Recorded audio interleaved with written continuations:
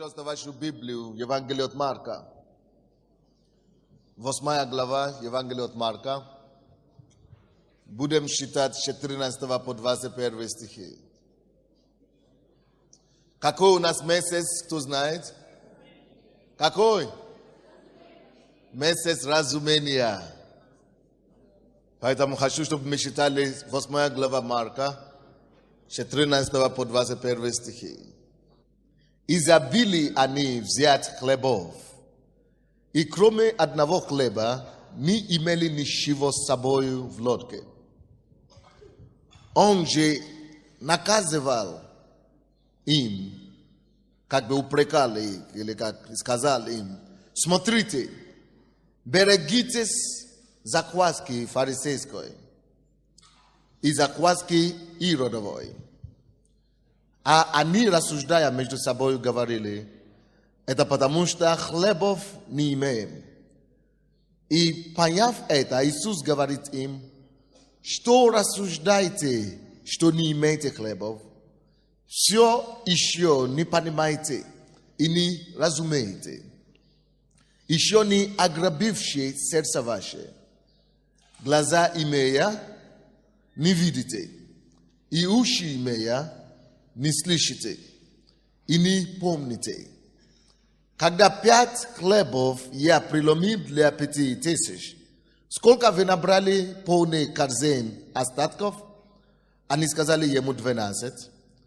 А когда те 7 для 4000, сколько корзин полных остатками вы набрали? Они же сказали 7. И он сказал им: как же не разумеете? Как же не разумеете? Трудно понять, наверное, да, первый раз. Я проповедую сегодня на тему, как Иисус порой реагирует на наши нужды. Как Иисус реагирует на наши нужды иногда. Братья и сестры, порой, когда мы молимся, и когда мы в проблемах, неприятностях, мы так хотим, чтобы Бог жалел нас. Мы так ждем от Бога понимания, чтобы Он почувствовал и сочувствовал нами. Но вы знаете, порой это наоборот, скорее всего, вызывает чувство у Бога. Он наоборот, ему наоборот хочется упрекать нас, ругать нас, и наоборот делать нам замечание, чем сочувствовать нам. Есть причина для этого. В этом месте Писания, которое мы читали, у апостолов, учеников Иисуса, не было хлеба с собой. Они не взяли хлеба, только один хлеб они взяли. Их 12. А еще масса народа следовала за ними.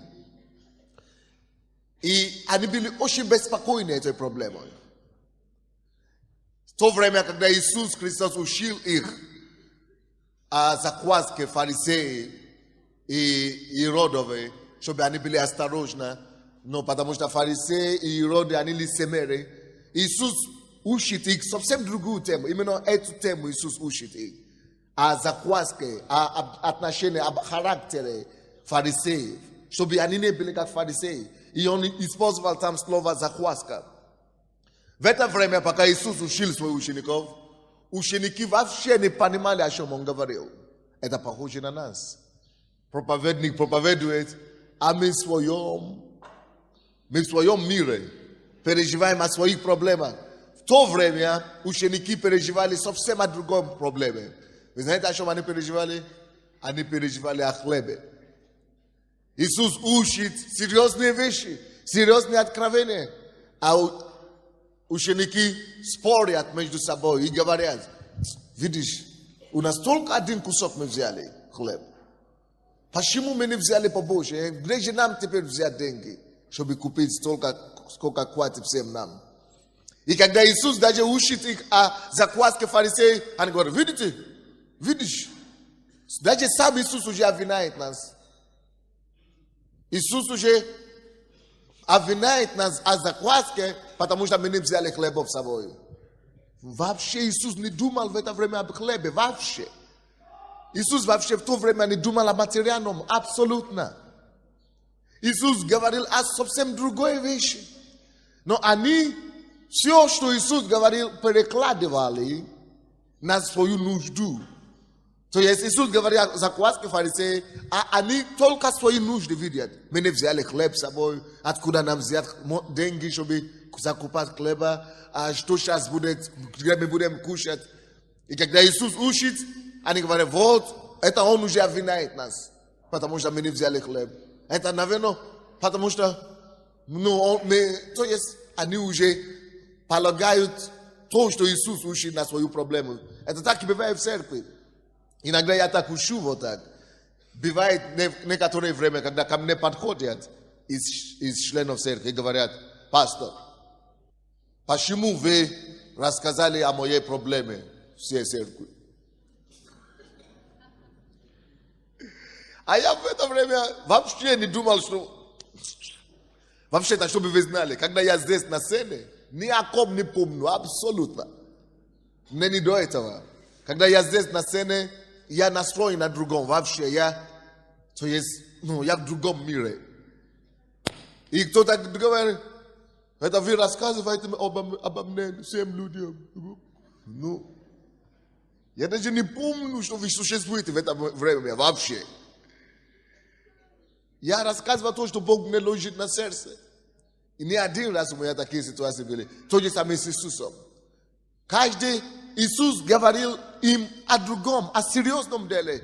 Но благодаря тому, что, из-за того, что каждый жил в своем мире, они не следовали за тем, то, что Иисус учит. Они не питывали уст Иисуса. Они жили своими проблемами. Из-за этого они не могли воспринять то, что Иисус учит. И теперь они жалуются Иисусу. Иисус, мы не взяли хлеба с собой. И они, вы знаете, что они ждали от Иисуса? Они ждали, что Иисус зачувствует. Что, хорошо, давайте, я опять сделаю чудо. Но Иисус не зачувствовал их. Иисус не почувствовал. Не зачувствовал им. Иисус не пожалел. И вы знаете, что Иисус сказал? Он ругал их. Он поругал их наоборот. Что вы, которые были со мной все время, вы мои ученики, вы видели, как я делал чудо. Один раз, второй раз. Вы видели, когда в тот раз у вас не было хлеба. И я сделал чудо, 5000 людей кормились. Это без детей и без женщин. Только мужчины. До 20 000 мы накормили перед вашими глазами. Второй раз, когда вы не взяли хлеба с собой. Вы же видели, мы накормили 4000 человек. Чего же вы сейчас переживаете об этой мелочной проблеме? Я же уже один раз, второй раз творил такие чудеса. Как вы могли увлечься вашей проблемой? Как вы могли это делать? Вы это знаете, что я все могу. Как вы могли вообще это делать? Вы должны были знать, что есть ответ, есть решение на эту проблему. Это не проблема, что вы хлеба не взяли с собой. Посмотрите 17 стих. И поняв это, Иисус говорит им, что рассуждаете? Ну о чем вы переживаете? Ну о чем вы беспокоитесь? Я хочу вам сказать, друзья, именно вот так Иисус реагирует на некоторые наши с вами проблемы сейчас. Ну о чем ты переживаешь? Ну о чем? Разве ты не помнишь, какие чудеса Бог уже сделал в твоей жизни, или что ли? Ну о чем ты? Это похоже на историю человека, который подходил ко мне и говорит, пастор, помолитесь за меня. За что? Вот я 6 лет кололся. И сейчас Бог меня исцелил. Год уже не колюсь. Или 20 лет пил. Я сейчас уже не пью. Но почему-то от этого сигарета я не могу освободиться. Ну что такое сигарет сравнение с алкоголем, который Господь уже тебя исцелил?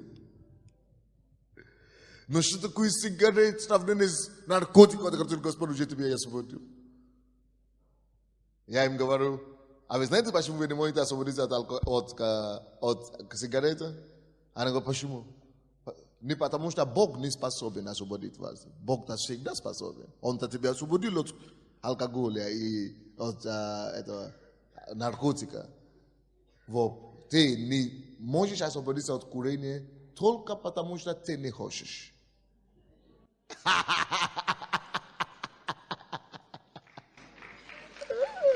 Тебе нравится курить. Тебе нравится это дело. Внутри тебе нравится. Ты знаешь, тебе нравится. Ты получаешь от этого удовольствие.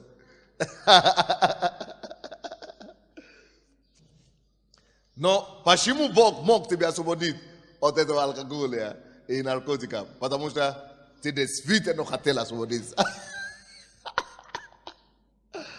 То же самое здесь. Что такое сигарет для Бога, когда он наркотик уже убрал? Что такое, какая у тебя проблема?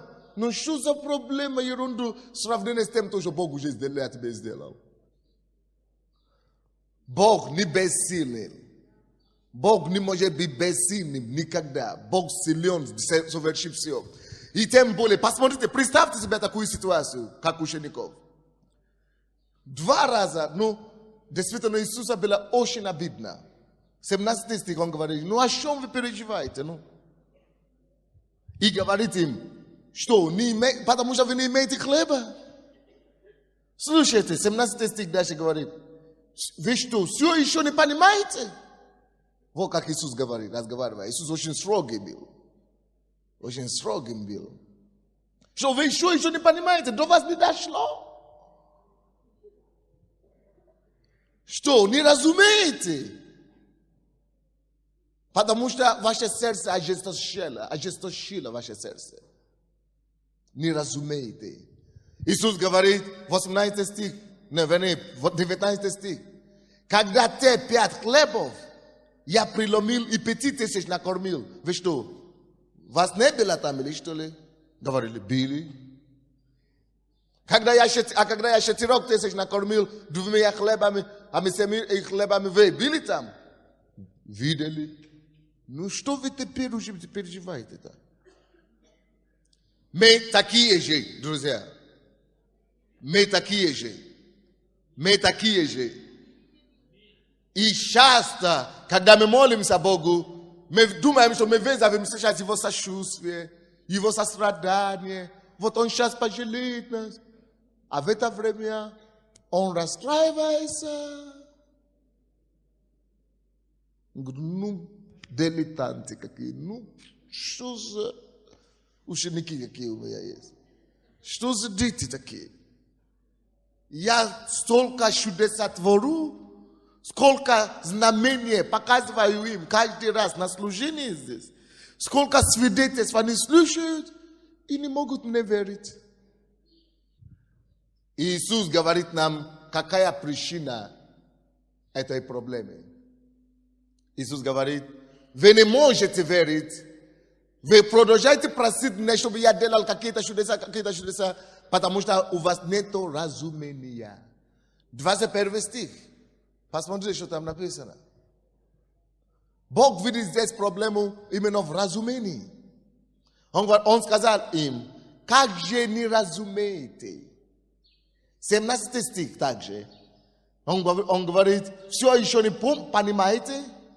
Не разумеете? Разумение. Слушайте сюда. Бог, Иисус, Он не просто учит нас в Библии. Иисус видит проблему учеников здесь в одной истине, в одном деле. Разумение. Духа разумения нет. И в этом месяце у нас месяц разумения. Что такое разумение? Теперь слушайте внимательно. Откройте ваши глаза и уши. Разумение – это способность превратить слышанное знание или информацию, растворить и сделать его способом жизни. И жить этой истиной. То есть разумение – это процесс, когда знание, принято вами, утверждается и становится вашим образом жизни, вашим мировоззрением. Прошлый год я дал определение разумения, что это совокупность Przyjęte znanie, zawokupno znanie i informacje, które człowiek imieje, nie zawokupność tego znania samo po sobie, a ta zawokupność to ta часть informacji, ta часть znania, które u człowieka jest, które stała sposobem życia jego, które utwierdziło jego życie, które начала диктовать его поступки, это то, что стало его разумением. Информация вам не помогает, пока она не станет разумением. Знание вам не поможет, пока оно не станет разумением. Так что разумение – это только та часть вашего знания, или та часть всей общей информации, которая у вас есть, именно только той части, которая переварена в вас и которая стала образом жизни вашего. Только та часть мы называем разумение. Разумение – это то, что диктует наши поступки. Почему люди поступают, как они поступают? Потому что это их разумение такие. У них такое разумение жизни. Ваше разумение диктует вашу жизнь. Допустим, почему американцы так поступают, как они поступают? Потому что так воспитывали. И знание, информация, которую им дали, стала образом их жизни, который диктует их поступки. Почему русские, украинцы поступают, как они поступают? Потому что воспитание их информации, которую они получали, стало образом их жизни, стало диктовать их поступки. То, что диктует ваши поступки, это то, что есть ваше разумение или парадигма, как мы говорим. То есть вы можете ходить в церковь и даже ночевать в церковь, но у вас будет та же самая проблема, пока вы не примете эту информацию и превратите его образом жизни, пока вы не начнете переваривать эту информацию полностью, пока вы не начнете жить этой информацией. Слишком много людей, которые ходят в эту церковь, их жизнь не меняется. Вы знаете почему?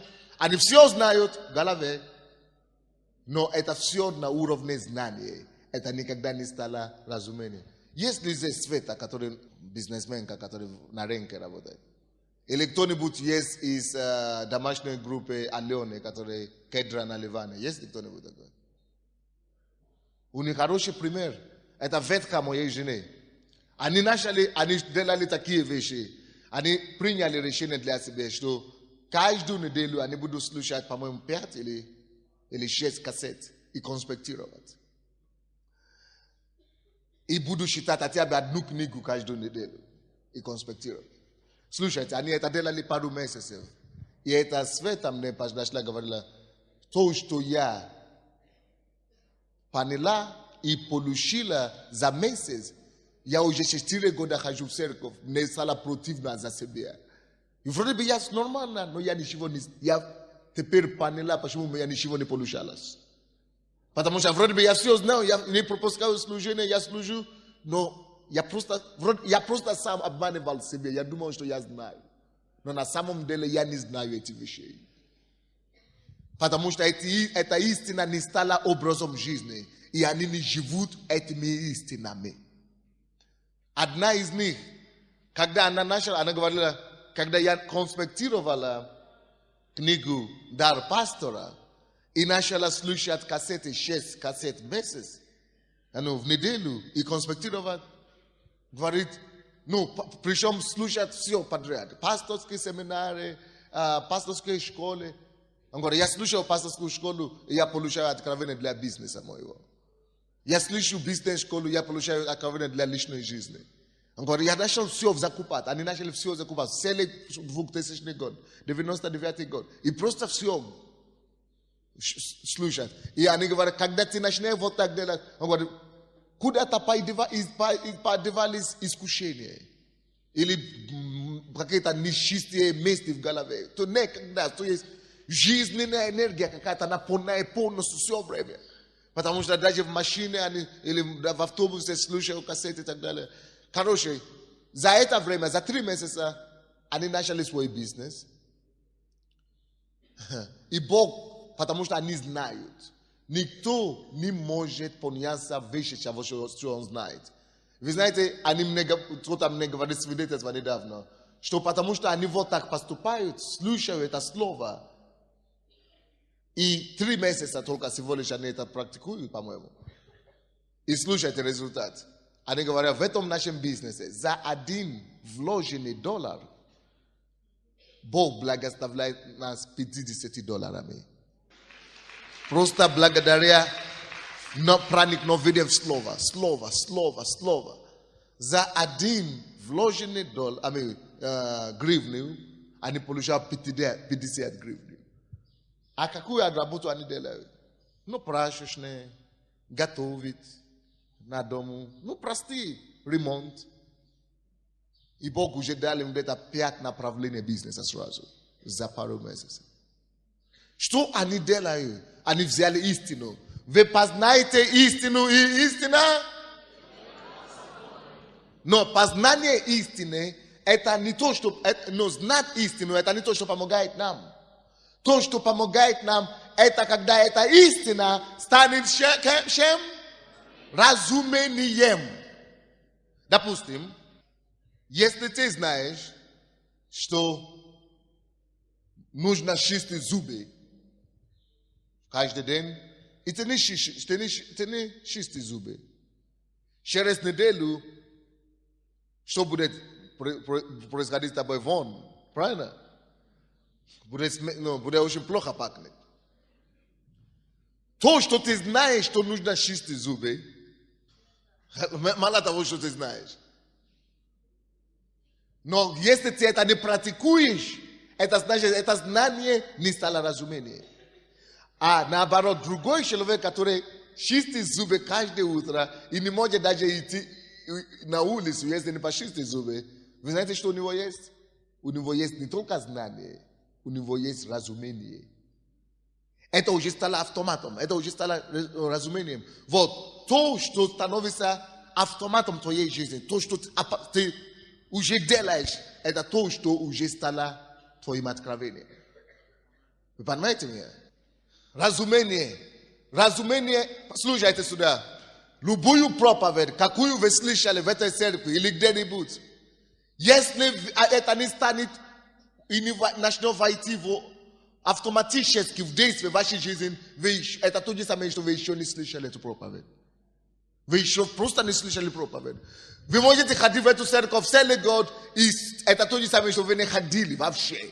Потому что вы только приобретали знание, и это не стало разумение.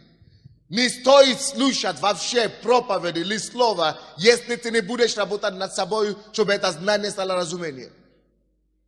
Если стоит слушать любую проповедь вообще, значит, нужно заниматься над собой, чтобы эта проповедь стала разумением. Вот почему кассеты продаются, вот почему видео, аудио продаются, вот почему книги продаются, чтобы мы могли работать над собой, над этими знаниями, над этими истинами, чтобы она могла войти в нас, внедриться в наши клетки, в наши организмы, чтобы мы могли, чтобы тебя разбудят. Ты не просто в голове это знаешь, ты уже знаешь, что делать. Какая-то проблема приходит, ты уже просто знаешь, что не может быть. Все, не может быть. Почему? Потому что написано, что не приблизится ко мне зла. Не может быть, все. Я живу этим, это уже цемент уже стало во мне. Ну, штукатура, или как мы называем. Если этого еще нет, ты еще не слышал эту проповедь, ты еще не знаешь эту истину. Ты еще ничего не знаешь, пока твое знание не станет разумением. Напишите это себе. Ты ничего еще не знаешь, пока твое знание не станет разумением. Потому что это получается, что мы обманываем себя. Любой человек, кто слушает проповеди и уходит домой, не переваривает это в себе. Не работает над собой размышлением, переслушивает эту проповедь десятки раз. Кто этого не делает, он просто обманывает себя. Откройте, пожалуйста, Иаков, 1 главу. Многие из нас, Бог не может помочь нам. Мы как ученики эти. Они пришли к Иисусу и говорят, ну хлеба нет у нас, помоги нам. А Иисус говорит, ну какую помощь вам по задницу надо дать. Или как это по грамотнее скажет.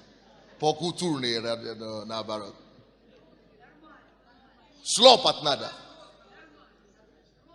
Розги надо применять. Какую еще помощь? Я же вам показал. Вы же видели, как первое чудо я делал. 5000 накормил. Вы же видели, как второе чудо я делал. Это же присутствие ваше. Это было. Вы что думаете? Это что? Шоу? Вы думаете, что это показ? Вы что думаете, что это спектакль? Показывают.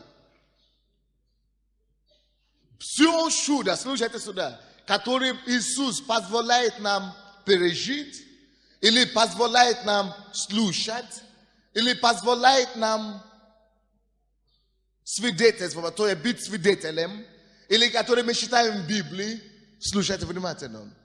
Все эти чудеса, не только чудеса, все эти истины, которые мы читаем в Библии, Бог ожидает, Иисус ожидает от нас, чтобы мы не просто слышали и знали их, но чтобы мы сами начали производить те же самые действия. Творить те же самые дела.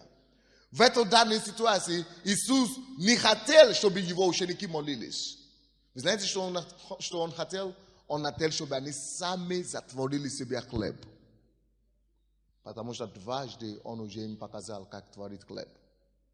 Они просили, чтобы Иисус это делал. Иисус наоборот упрекал их.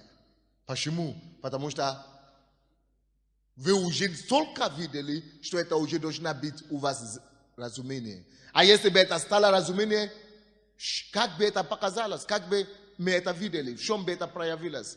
Это бы проявилось в том, что они сами не молились бы, они бы сами уже знали, что делать, чтобы у них было достаточно обеспечения. Иисус это ожидал от них, поэтому он не услышал эту молитву. Он ожидает, чтобы они уже теперь творили дела. Напишите то, что я сейчас скажу. Интересная фраза. Молитва хорошо, но действия еще лучше. Действовать лучше. Особенно после того, как ты уже научен. Позволь этому знанию стать разумением. И тогда тебе не надо будет молиться, а Бог будет тебя отфутболировать оттуда, подальше. Ты уже знаешь, что нужно делать, чтобы сработало, чтобы получить, действовать иногда лучше, чем молиться. Кто-то говорит, Господь, дай мне деньги. А Бог говорит, ну ерунда, не дам. Потому что у меня здесь на небе нету денег. Я уже сказал, кто сеет щедро, то и пожнет щедро. Дайте и дано будет вам. Молитва хорошо, но действовать лучше.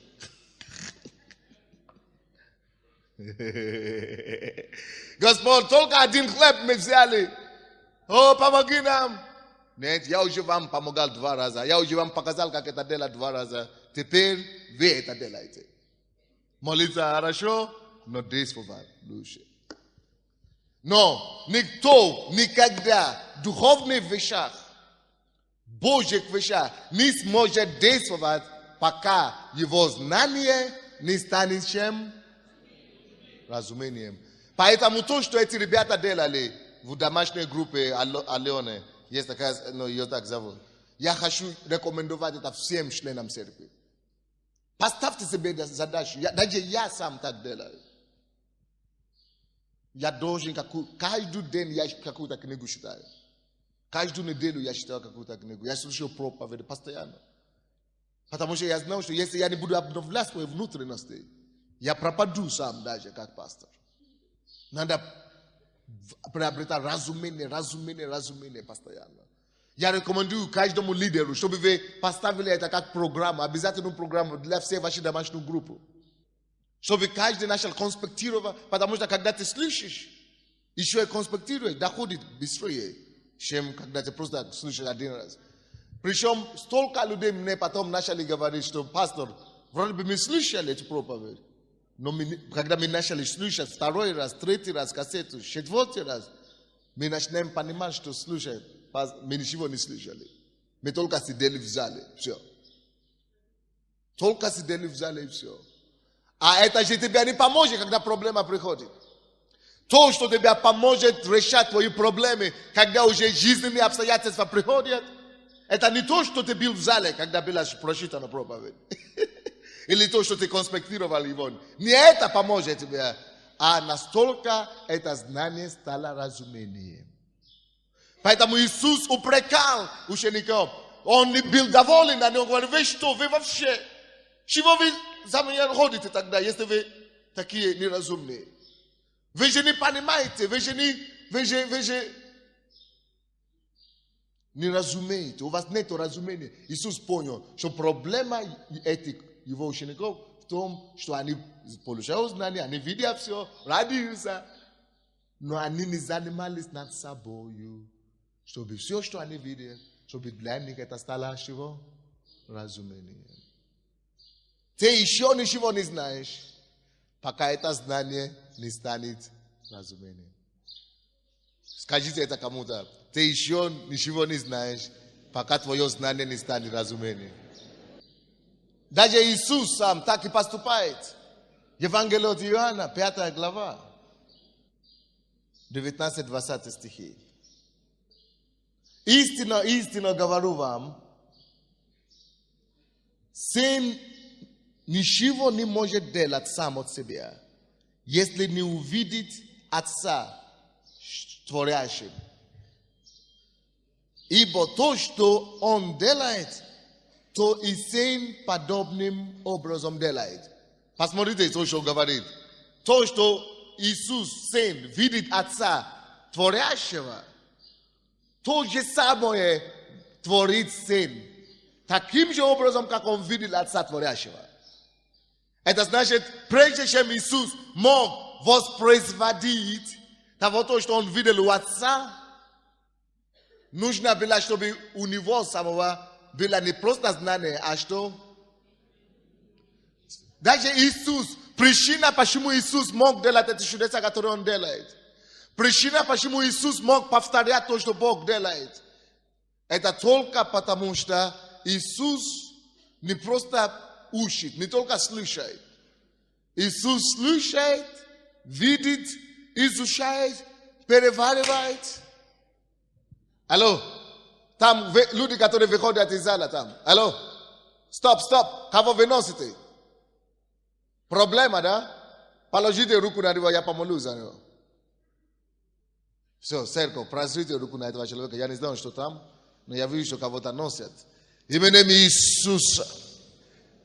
Мы запрещаем эту болезнь, это приступ. Я повелеваю тебя, дьявол, во имя Иисуса, оставь его. Утверждаем исцеление и здоровье прямо сейчас. Повелеваю болям прекратиться, уйти прочь. Отпусти его. Укрепись и исцелишь во имя Господа. И весь народ сказал: аминь. Все, пускай погуляет чуть-чуть на улице и вернется. Все будет хорошо. Допустим, то, что вы сейчас видели, вы видели, как пастор молился, кому-то плохо. Я никто экстраординарный. Я никто. Я как вы. Читаю Библию, вижу, как это творит Иисус. Иисус видит, как это творит Бог. Ага, Бог ему показывает. Таким же образом нам. Мы имеем Библию, мы видим, как Иисус это творил. Вот как Иисус это делал. Вот как ученики это делали. Мы видим, как ученики помогали людям, как они любили людей. И мы сами начинаем переваривать это, сделать это счастье своей жизнью и начинаем таким же образом жить. Помогать людям. Вы видите, как пастор делает, как он относится к людям, как он поступает, как он помогает. И вы тоже делаете это. Если вы это не делаете, вы будете попрошайками, не дай Бог, всю жизнь. Но это тяжелое слово, но это правда. Иисус сам ничего, он говорит, сын ничего не может делать себе. Но он может делать только то, что он увидел у Отца, принял это к себе, переварил это, позволил работать над собой, чтобы это стало разумением. И когда это уже становится разумением, он сам начинает пробовать то же самое творить и делать. И начинает получаться у него. Наша христианская жизнь должна быть вот такая, подобным образом. Жизнь, которую мы всегда принимаем, чтобы потом практиковать. Слава Богу за технологии, за кассеты, за видео, за все. Мы можем смотреть и слушать, пока не станет разумением. Размышлять над этим. Если вы принимаете какое-то знание, и оно не становится разумением для вас, Иаков, мы так и не открыли, который я сказал, 19 по 21 стихи, там написано, что человек, он подобен на человеку, который смотрит черта лица своего на зеркало. И как только что он отошел от зеркала, то он так и забил, что он увидел. Вы понимаете меня? Многие, мы такие, приходим в церковь, видели много чего, в церкви все хорошо, все классно, но мы уходим из церкви, и все плохо. И что делать? Не знаем. Потому что то, что мы принимаем в церкви, не становится разумением. Есть ли у кого-то так, который так бывает, что в церкви все хорошо, а потом дома плохо? Есть такие? Вот вы знаете себя. Значит, вы не превращаете то, что вы здесь получаете, в разумение. Вот почему ваша проблема. Возьмите книги, переваривайте. Возьмите кассеты, от 20 раз слушайте. Живите этими истинами. Но вы не можете жить ими, пока оно не станет разумением. Иисус, только потому он мог делать все чудеса, которые он делал. Он принимал, он удерживал у себя, и потом он сможет только воспроизводить. Притчи 12:11. Кто возделывает землю свою, тот будет насыщаться хлебом. Вы должны возделываться. Возделывать эти знания, которые получаете. Возделывать эти информации, разработать. Тот, кто разрабатывает над, или как мы говорим, над землю, над информацией, которую он получает. Обрабатывать. Тот, кто будет обрабатывать ту информацию, которая поступает к нему. Именно тот будет насыщаться хлебом этой информации. В каждом слове Божьем есть хлеб. В каждом истинное слово Божьего, в каждом знании, которое задержится в этом слове, есть прибыль. Есть благословение в каждом слове. Есть благодать в каждом слове. Есть благословение в каждом слове. Но если вы только принимаете сырое не поможет вам. Надо обрабатывать всякое слово. Надо переваривать, надо обрабатывать, и тогда оно даст вам хлеб. Тот, кто обрабатывает землю свою, тот, кто перерабатывает землю свою, тот насытится хлебом. Вы насытитесь хлебом, благословением Слова Божьего, откровение Слова, только по мере того, как вы будете перерабатывать их. Не просто брать их сырое и все. Надо, чтобы оно стало разумением. И когда оно становится разумением, тогда ты можешь иметь плоды этого слова, плоды этого откровения, плоды этого знания. Евангелие от Иоанна, 1 глава, 14 стих говорит нам, что всякое слово Божие, что слово стало плотью, полное благодатью и истиной. Слово, которое становится плотью, высвобождает для вас благодать и истину, который затем освобождает вас. Слово всегда наполнено благодатью и истиною, но пока оно не станет плотью для вас, переварено, чтобы стало плотью, истина этого слова не освободится на вашу жизнь, благодать этого слова не придет в вашу жизнь. Вы понимаете, что я говорю? Всякое слово всегда носит благодать. Всякое слово всегда носит определенное благословение. Всякое слово всегда носит, оно всегда полна истиной. Но только когда это слово становится плотью, переворачивается, становится частью вашей, тогда как будто капсула, это как капсула. Тогда эта капсула открывается, И благодать и истина, которая содержится, это капсула внутри, начинает идти по вашему телу и приносит вам здоровье и благости. Все Слово Божье так действует. Только так. Вот почему стоит нам работать над собой, работать над Словом. Вот почему стоит нам сидеть над Словом, переваривать каждый раз. Вот почему для одних Слово работает, для других Слово не работает. Две матери пришли в служение родственников по освобождению детей их от наркомании, от алкоголя, мужа их. У одной муж перестал пить, дети пришли к Богу, а у другой она 5 лет молится, ходит, но ничего не происходит. Потому что она все делает, все знает. Но она-то не сидела с этим словом, откровением. Она-то не работала над собой, чтобы это слово не только в голову вошло, но чтобы она стала плотью.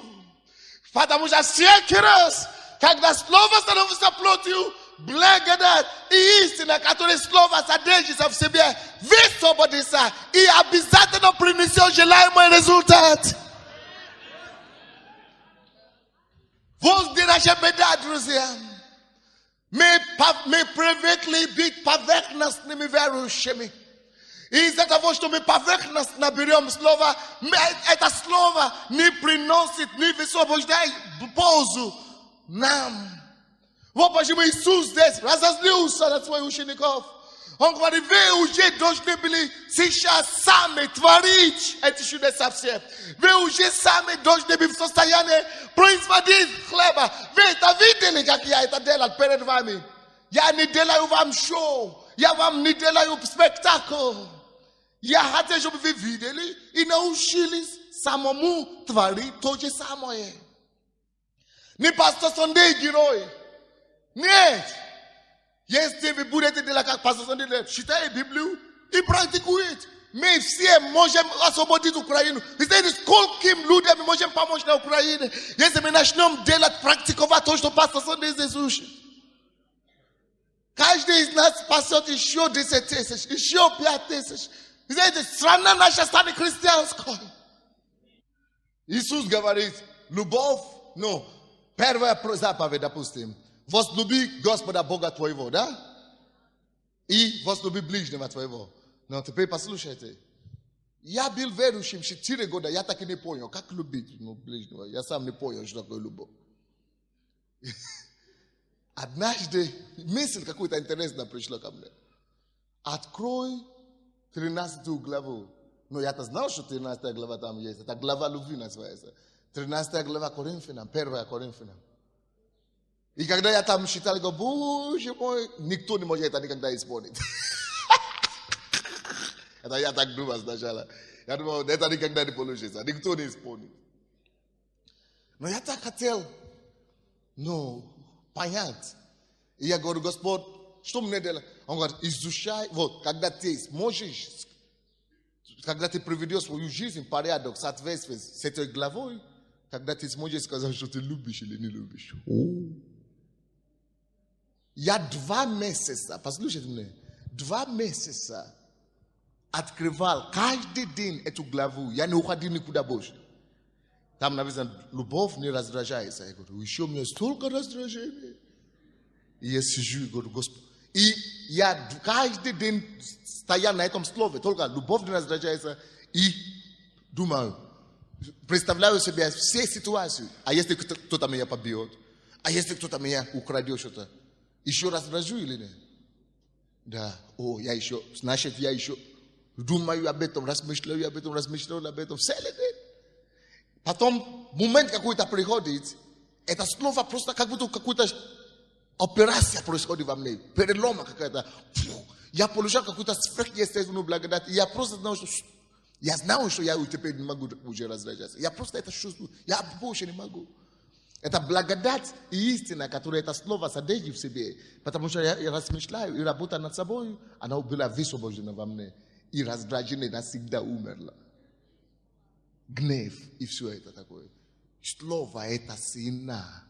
чтобы делать операцию у нас. Написано, что слово его, она остро, Мешаба Юда острова, и она проникает в кости, да, и мозгов. Она проникает, слово будет проникать через тело и исправляет тело. Поэтому люди получают исцеление. Слово будет проникать даже мозг. Слово будет проникать в мозг твой и исправляет все, убирает ненужное. И поэтому ты начинаешь мыслить нормально, ты начинаешь поступать нормально. Слово будет сильно и действенно, и проникает. Убирает гадости, убирает сатанинское и ставит Божие. И вот я 2 месяца работал над этой только главой. Размышлял, пока эта благодать и истина содержана не высвободилась. И я могу теперь говорить, я знаю, что такое любить. Благодаря этой главе. Но если я только считал, иногда вам надо считать каждый день не по 5 глав Библии, а 1 стих только надо считать. Чтобы это вошло, чтобы углубиться, чтобы переваривать, чтобы целый день размышлять об этом. Это больше пользу принесет, чем 5 глав считать. Потому что главное не знание, а разумение. Поднимите ваши елей и платок Богу. Что такое разумение? Мы видели, как Иисус Христос дал елей своим ученикам. И когда они пошли, посмотрите, друзья, написано, что больные были исцелены. И нечистые духи уходили из людей, которые были обладаемы дьяволом. Мы видели, как платок прикасалась к телу Павла, и как этот платок исцелял людей. Мы видели, правильно? Зачем мы это читаем Библию? Зачем мы это видели? Чтобы мы могли что? Практиковать, чтобы мы могли творить то же самое. Чтобы это могло войти в нас практику. Чтобы мы могли верить, что мы сделаем то же самое. Что то же самое, как апостолы делали, мы поручены делать, нам поручено делать. И поэтому мы будем иметь такой же результат. Но поднимите, пожалуйста, это сначала в руки. Господь, именем Иисуса Христа, мы поднимаем твоих детей к тебе сегодня. Мы хотим уйти с этого места в разумение, что мы есть инструменты и оружие освобождения для своего мира. И мы призываем тебя, Господь, сегодня, просри твою руку на эти елей и платки. О, подними этих людей. И, Господь, пускай твоя сила воскресения действует через каждого человека. Именем Иисуса. И когда мы будем молиться за людей, мужчину, женщину, болезни, одержимые, пускай результаты, которые мы видели в Библии, начали последовать за нами чудесами и знамениями во имя Иисуса Христа. Тебе слава и хвала. Именем Иисуса. И весь народ сказал. И мы будем сейчас слушать свидетельство. Добрый день, дорогая церковь. Я сама с церкви Победа. Но я сегодня приехала сюда, чтобы засвидетельствовать, потому что события, которые произошли сегодня, не сегодня, а на этой неделе, они непосредственно связаны со словом веры. Я, в общем, сама пришла к Богу 2 года назад. Через полгода покаялся мой муж, который находится в заключении в городе Березани уже 10 лет. Сейчас он учится в вашем институте Иисуса Навина. В общем, учится достаточно успешно, и слава Богу. Да, я думаю, что это будет серьезный служитель. Но слово сказало, что спасусь я, спасется весь мой дом. Я начала усердно молиться за своих родных и близких, очень много у меня их, но, естественно, как всегда, нас принимают, какие-то старые взгляды у них остаются насчет нас, и они, в общем-то, скептически относятся. Сколько Бог не стучался, никто не открывал свои сердца. В общем-то, я знала, что что-то должно произойти, и вот буквально на той неделе умер один мой родной, один из моих братьев родных. Это был конкретный стук в мою семью, после которого никто, ни родители, ни братья, ни сестры уже, в общем-то, не было никаких ни отговорок, не было никаких вопросов, не было никаких домыслов своих. Просто все конкретно подошли и серьезно к этому вопросу спасения, и покаялась вся семья сразу. Покаялась семья, Я сразу нашла в городе Керчи церковь дочернюю от Слова Веры. Они взяли над ними попечительство, уже приезжали к нам домой. Сегодня наша семья там в церкви. Я просто благодарю Бога. Пока я там была, покаялись очень многие мои знакомые. Я просто сейчас увидела этот плакат, где написано 12 учеников. Я посчитала тех людей, которые покаялись за это время. Их ровно 12. Лжепророк там объявился один. Он, в общем, после того, как слушал все, что происходит, сделал конкретный вывод, говорит, я не туда иду. Там майор КГБ, тоже достаточно серьезное решение принял, взял Библию в руки, сказал, вот истина, которую я искал всю жизнь. Пару бизнесменов конкретных таких тоже, когда взяли Библию в руки, они просто сказали, вот, путь, истина и жизнь. Я очень благодарю Господа за все чудеса и знамения. Я просто прошу вас, относитесь более серьезно, не ждите таких стухов в семьи ваши, когда просто гибнут родные. Идите к Богу сейчас, когда все хорошо. Будьте благословенны. Спасибо, сестра. Я приношу Господу жертву подяки за свободу, яку Він дарував мені, особливо в танці, і це несподівано для мене, тому що я є виходець сам з католицької деномінації, і десь приблизно 5 років я жив в монастирі, і для мене все мало бути дуже благочинно і тихо. А зараз Господь просто дарує так несподівано цей дар танцювати для нього, і я вдячний йому за це.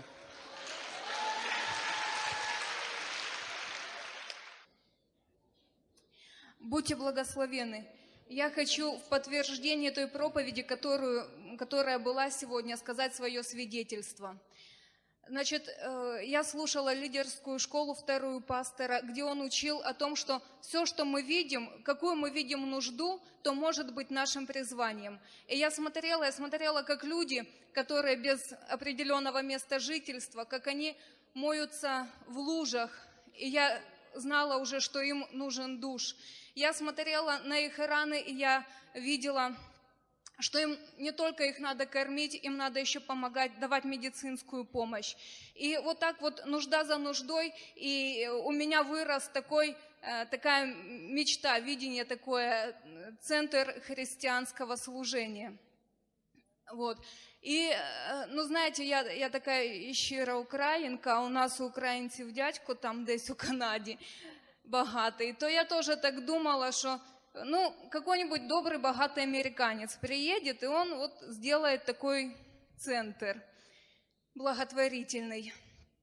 Но потом Господь мне показал еще одну нужду – телевидение. Очень много сеется грязи через телевидение. И я уже не стала ждать дядю, я пошла учиться, у нас были курсы тележурналистов.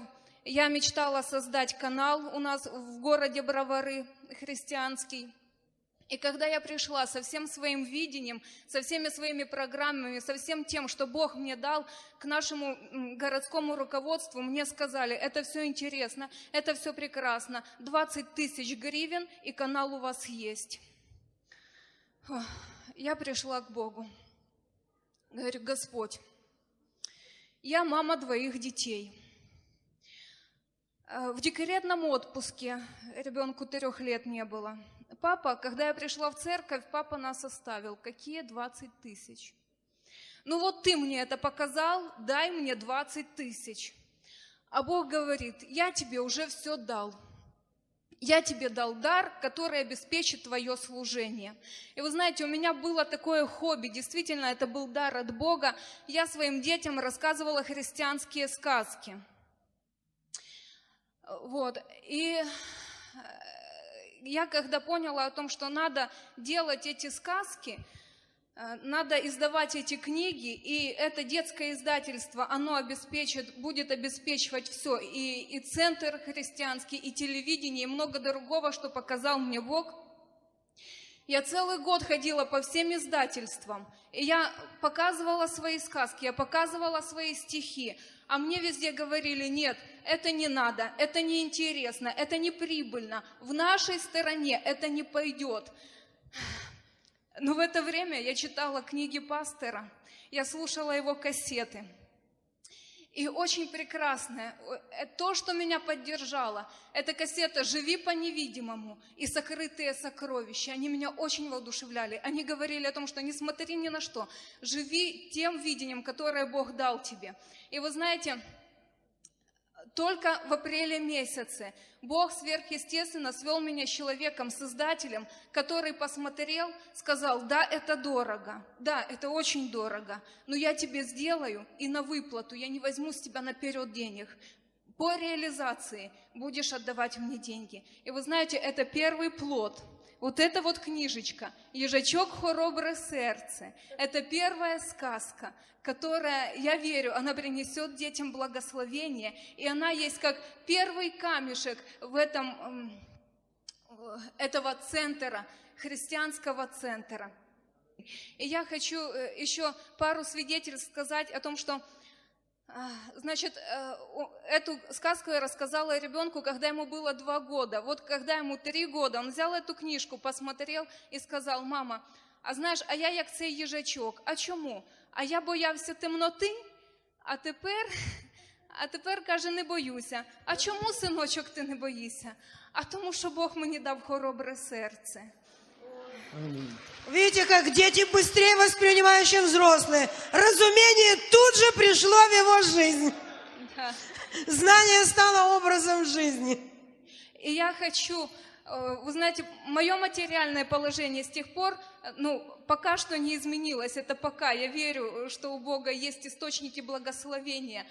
Вот. Но как жертву благодарения я хочу 50 книг принести Господу, чтобы они послужили для Его Царства. Все, будьте благословенны. Спасибо. Добрый день, братья и сестры. В среду 18:15 я, чтобы не опоздать на служение в Королево, бежал за трамваем. И так получилось, что у меня нога попала в каверну, и я упал под трамвай, под первый вагон. Ноги попали под трамвай, их молотило, как будто бы в мельнице. Меня потащило 7 метров. Так, подтверждение того, что это. Вот смотрите, ноги. То же самое здесь. Вот здесь у меня вырвато кусок мяса, кожа. В общем, кожа сорвана. Ну, а я вот, видите, жив, здоров и невредим. Слава Богу. Пару друзей моих, которые вот никак не могли поверить, компаньоны, не могли поверить в Бога, но там Бог чудеса делал. Одному племяннику подарил сердце, он его племянник сердце не поверил. Но вот когда вот это все увидел, что я живой и невредимый, так что я даю за это жертву. Жив Господь. Слава Богу.